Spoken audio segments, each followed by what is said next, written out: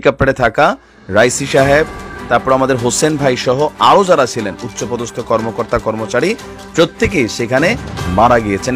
আপনারা ইতিমধ্যে জেনেছেন প্রেসিডেন্ট, পররাষ্ট্রমন্ত্রী সহ তার সফর সঙ্গে সবাই ইতিমধ্যে নিহত হয়েছে।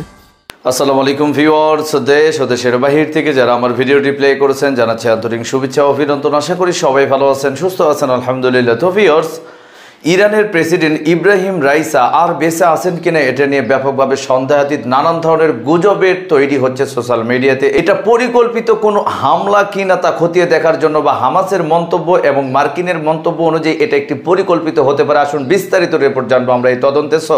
ভিডিওতে যাওয়ার আগে ছোট্ট রিকোয়েস্ট করবো, যারা এখনো চ্যানেলটি সাবস্ক্রাইব করেননি, নিয়মিত সকল আপডেট সবার আগে জানতে অবশ্যই চ্যানেলটি সাবস্ক্রাইব করে পাশে থাকুন। ভিউয়ার্স, আসুন স্ক্রিনে। ইন্না লিল্লাহি ওয়া ইন্না ইলাইহি রাজিউন।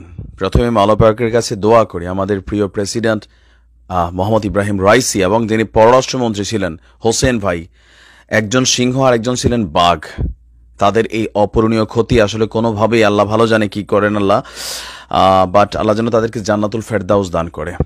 দর্শক, খুবই মন খারাপের খবর। আজকে আমাদের এই ভিডিওতে আমরা গতকালকে থেকে গত 18 ঘন্টায় কিভাবে হেলিকপ্টারটা বিধ্বস্ত হলো, কিভাবে আসলে ঘটনাটা ঘটলো, এই সম্পর্কে আপনাদেরকে আমরা বিস্তারিত দিচ্ছি। সর্বশেষ হেলিকপ্টারটিকে খুঁজে পাওয়া গেছে বিধ্বস্ত অবস্থায়। হেলিকপ্টারটির কি আপডেট বা রাইসি সাহেবের মৃত্যুটা কিভাবে হলো এই সম্পর্কে গণমাধ্যমে আসা সর্বশেষ তথ্যগুলো আমরা দিচ্ছি। গতকালকে স্থানীয় সময় দুপুর 1:30 দিকে রাইসিকে বহনকারী হেলিকপ্টারটি দুর্ঘটনার কবলে পড়ে। আর 18 ঘন্টার এই উদ্ধার অভিযান শেষে উদ্ধারকারী দলরা আপনার এই বিধ্বস্ত হেলিকপ্টারটিকে খুঁজে পেয়েছেন। তো হেলিকপ্টারটি খুঁজে পাওয়ার পরে এখানে যতটুকু বক্তব্য আসছে যে রাইসিকে বহনকারী হেলিকপ্টারটি সম্পূর্ণ পুড়ে গেছে। গতকালকে আমরা একটা শব্দ ব্যবহার করেছিলাম যে হার্ড ল্যান্ডিং। হার্ড ল্যান্ডিং মানে এখানে আমার মনে হয় কেন জানি ভাই ইসরায়েলের একটা খেলা আছে।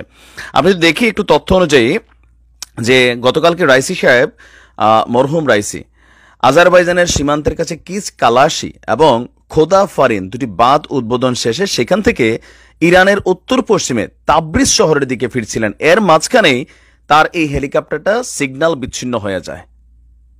সিগন্যাল বিচ্ছিন্ন হওয়ার পরেই আপনার ঝামেলা পাকায় যায়। সেখান থেকে সম্ভবত হেলিকপ্টারটা কোন দিকে যাবে, ঘন কুয়াশা ছিল। আমরা দেখছি যে উদ্ধার অভিযান এতটা সময় লাগছে 18 ঘন্টা প্রায়, কারণ হচ্ছে এখানে খুবই ডেন্স ফগি এরিয়া, মানে খুবই ঘন কুয়াশা এরিয়া। তো এরপরে হেলিকপ্টারটা নিচে আশ্রে পড়ার পরে সেখানে আগুন ধরে যায়। আর আগুন ধরার পরে স্বাভাবিকভাবেই বুঝতেই পারছেন যে সেই প্লেনে থাকা, আমার হেলিকপ্টারে থাকা রাইসি সাহেব, তারপর আমাদের হোসেন ভাই সহ আরও যারা ছিলেন উচ্চপদস্থ কর্মকর্তা কর্মচারী প্রত্যেকেই সেখানে মারা গিয়েছেন। এই হেলিকপ্টারটির কোনো যাত্রী একজনও জীবিত নাই হিসেবে দাবি করা হয়েছে। আন্তর্জাতিক গণমাধ্যমগুলো বলছে বা ইরানের গণমাধ্যমগুলো বলছে যে রাইসি সাহেবকে বহনকারী হেলিকপ্টারটি যোগাযোগ বিচ্ছিন্ন হবার 18 ঘন্টা পর হেলিকপ্টারটির অবস্থান খুঁজে পেয়েছে তুরস্কের একটা ড্রোন। তুরস্কের এই ড্রোনটা অবস্থান শনাক্ত করেছে। এরপরে সেখানে উদ্ধারকারী দল পৌঁছার পরে হেলিকপ্টারটির পোড়া এরিয়া এবং কি 2 কিলোমিটারের মধ্যে, হেলিকপ্টারটা যেখানে পড়ছে সেখান থেকে আশেপাশে 2 কিলোমিটারের মধ্যে উদ্ধারকারী দল অভিযান চালিয়েছে। কারোরই কোনো অস্তিত্ব পাওয়া যায়নি, কারোরই জীবিত থাকার কোনো রকম সম্ভাবনা নেই। এমনকি সর্বশেষ দাবি করা হয়েছে যে আমাদের রাইসি সাহেব তিনি ইন্তেকাল ফরমাইছেন। ভাই, ভালো মানুষ আসলে বেশি দিন বাঁচে না। সৌদির যুবরাজ বা যদি কোনো আরব শেখ মারা যেত, বিশ্বাস করেন আমার 1% কোনো ফিল হইতো না। আমি নিউজগুলো করি তো আপনাদের জন্য, একটা ভাব লাগতো শরীরে যে না, একটা প্রেসিডেন্ট পাইছি যে এরকম একটা টেক্কা টোক্কা দিয়ে চলে, কিন্তু ঘটনাটা কেমনে জানি উল্টা হয়ে গেল। আল্লাহ কি করছেন আল্লাহ ভালো জানেন আর কি। তবে এদের তো পোষপাস হবেই ভাই, কারণ প্রেসিডেন্ট ইব্রাহিম রাইসি ইরানের যে রাজনৈতিক ক্ষমতা সরকারগুলো ছিল, যারাই রাষ্ট্র ক্ষমতায় বসছে, এর মধ্যে ইব্রাহিম রাইসির মতন এত মানে ইসরায়েলের ঘুম হারামকারী আর প্রেসিডেন্ট কিন্তু ছিল না। আমি প্রথম থেকে বলছি যে এই ঘটনার পেছনে ইসরায়েল দায়ী, এদের প্রযুক্তি দিয়ে এরা কিন্তু এই ঘটনা ঘটাইছে। আর এটার প্রমাণ হচ্ছে এখন এরা যে বক্তব্য দিচ্ছে ভাই, কোথাও না কোথাও কূটনৈতিকভাবে হোক যে কোনোভাবে হোক এই ধরনের বক্তব্য তো আসতে পারে না। ঘটনা এরা ঘটাইছে আর এখন এটা নিয়ে তালিবালি বক্তব্য দিচ্ছে। রাইসির মৃত্যুতে উচ্ছ্বাস প্রকাশ করছে ইসরায়েলের কয়েকজন ধর্মীয় নেতার পাশাপাশি রাজনৈতিক নেতা। কেউ কেউ বলছে যে এটা ঈশ্বরের পক্ষ থেকে নাকি প্রেসিডেন্ট ইব্রাহিম রাইসিকে শাস্তি দেওয়া হয়েছে, এটা তাদের বিশ্বাস। হেলিকপ্টার দুর্ঘটনায় রাইসির মৃত্যুর পর ইসরায়েলি যেই রাজনৈতিক নেতারা বা ধর্মীয় নেতারা আছেন তারা তাদের সোশ্যাল মিডিয়ায় আমাদের কি বলে যে রাইসি সাহেবের মৃত্যু নিয়ে নানান ধরনের কটাক্ষমূলক বক্তব্য দিচ্ছেন। ইসরায়েল সরকার আনুষ্ঠানিকভাবে কিছু না বললেও তার মন্ত্রীরা এবং তাদের যে ধর্মীয় নেতারা তার মৃত্যুতে খুব উগ্রে উচ্ছ্বাস প্রকাশ করছেন। আপনার রাইসিকে তেহরানের জল্লাদ উল্লেখ করে রাবি মানে বোঝেন খ্রিস্টানদের যে ধর্মীয় একজন গুরু, রাবি মেইর আবুল তুল বলছেন যে কি বলা যায়, ইসার এবং এদের প্রতি রাইসির মনোভাবের কঠোর নিন্দা জানিয়ে আব্দুল বলছেন, এই হেলিকপ্টার বিধ্বস্তের ঘটনা ঐশ্বরিক শাস্তি। খুব নোংরা ভাষায় সে লিখছে, সে আমাদেরকে ঝুলাতে চেয়েছিল, তাই ঈশ্বর তাকে এবং তার সাথে থাকা ইসরায়েল বিরোধী ক্রুদেরকে হেলিকপ্টার বিধ্বস্ত করে বাতাসে বিক্ষিপ্ত করেছে। ইরানের সদ্য প্রয়াত প্রেসিডেন্টের বিরুদ্ধে বিষ বাষ্প উগরে দিয়ে রাবি আরেকজন নীর ব্যান অ্যাটর্জি সে বলছে যে ঈশ্বরের অসন্তোষকে এখন আমরা সামনে এসে দেখলাম। তার বক্তব্যে সে লিখছে যে নিজের প্রতি জুলুম করে না, ঈশ্বর বলেছেন যথেষ্ট হয়েছে, আপনি ঈশ্বরকে রাগান্বিত করেছেন। রাইসিও তার প্রশাসনের পদক্ষেপের প্রতি ইঙ্গিত তুলে এরকম নানান বক্তব্য দিচ্ছেন। আরেক নেতা রাবি ইৎচাক সে আপনার আমাদের রাইসিকে ফেরাউনের দোসর হামানের সঙ্গে তুলনা করেছেন। রাইসির মৃত্যুর খবর আসার আগেই সে লিখছে, হেলিকপ্টার দুর্ঘটনায় আহত হয়েছে দুষ্ট হামান। নিজের পোস্টে বাইবেলের একটা লাইনও জুড়ে দিয়েছে। এছাড়া আমরা যদি দেখি আরেকজন রাজনৈতিক নেতা সে তার পোস্টে লিখেছে যে এটা ছিল ঐশ্বরিক শাস্তি এবং কি উচিত জবাব দেওয়া হয়েছে, আমরা জবাব দেবার আগেই প্রকৃতি তাকে জবাব দিছে। এই ধরনের নানান উস্কানিমূলক কর্মকাণ্ড কিন্তু ইসরায়েলের এই রাজনৈতিক নেতা এবং ধর্মীয় নেতারা চালিয়ে যাচ্ছে। আমি অন্তর থেকে বিশ্বাস করি এই ঘটনা যদি সুষ্ঠু আমরা সর্বশেষ অবস্থান সেখানকার জানলাম নাইম ভাইয়ের মাধ্যমে। এই বিষয়ে আপনাদের মতামত কমেন্টে জানান, কেউ ভিডিওটি স্কিপ করবে না। এই হামলার কি পরিকল্পিতভাবে হামাস নাকি আমেরিকার পক্ষ থেকে বা মার্কিনের পক্ষ থেকে করা হয়েছে, এটা নিয়ে নানান তদন্ত চলছে। সর্বশেষ কি বোঝা গেল আমরা বিস্তারিত জানবো মোস্তফা ফেরোজ ভাইয়ের কাছে। আসসালামু আলাইকুম দর্শক, ইরানের মর্মান্তিক ঘটনা নিশ্চয়ই আপনারা ইতিমধ্যে জেনেছেন। প্রেসিডেন্ট, পররাষ্ট্রমন্ত্রী সহ তার সফর সঙ্গী সবাই ইতিমধ্যে নিহত হয়েছে। তবে নিহত হলেও এখনো পর্যন্ত তাদের ডেড বডি কোথায় কিভাবে আছে খুঁজে পাওয়া যাচ্ছে না, সেটি অনুসন্ধান চলছে। একটা দুর্গম পাহাড়ি এলাকায় বিধ্বস্ত হয়েছে, সেখানে বৈরী আবহাওয়া, তীব্র শীত এবং তার মধ্যে বৃষ্টিপাত হচ্ছে, এমন একটি অবস্থা।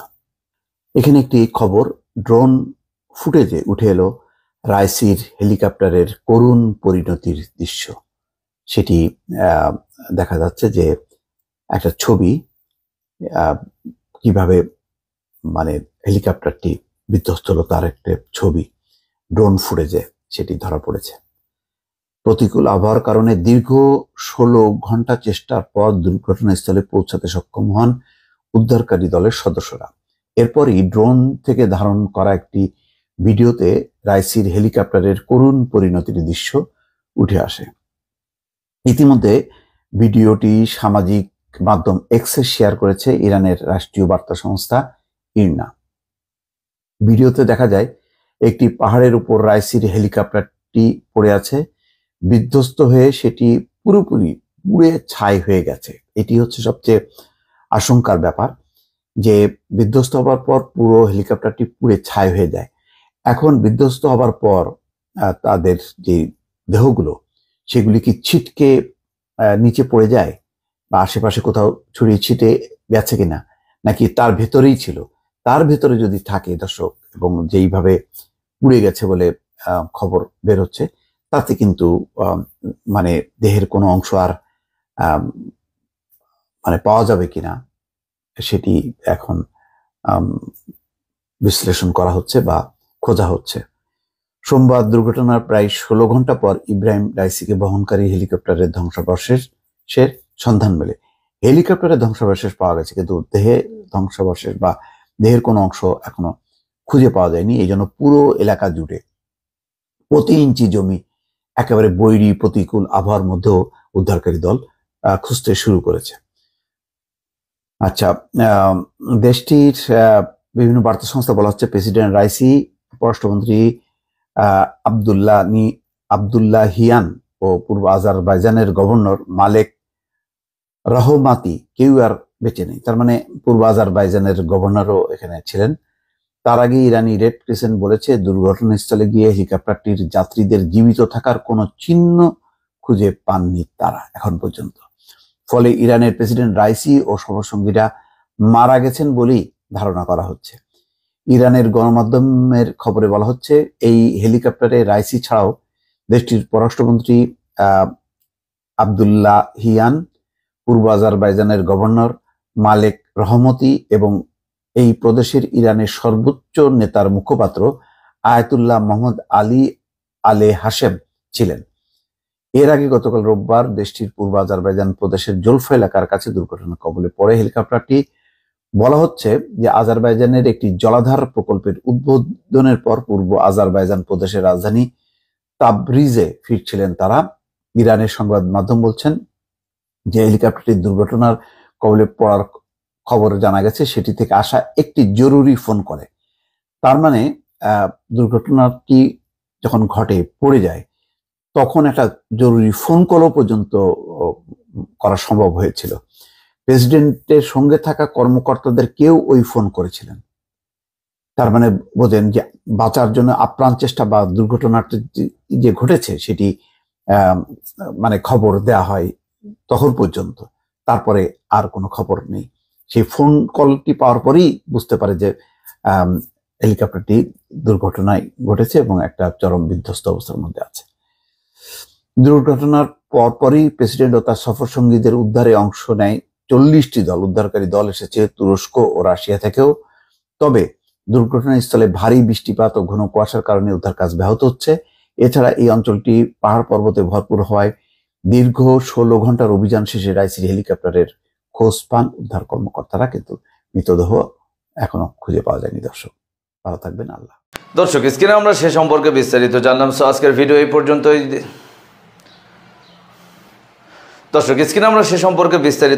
আজকের ভিডিও এই পর্যন্তই। সবাই ভালো থাকবেন, সুস্থ থাকবেন। দেখা হবে পরবর্তী কোনো আপডেট নিয়ে ইনশাআল্লাহ। আসসালামু আলাইকুম ওয়া রাহমাতুল্লাহ।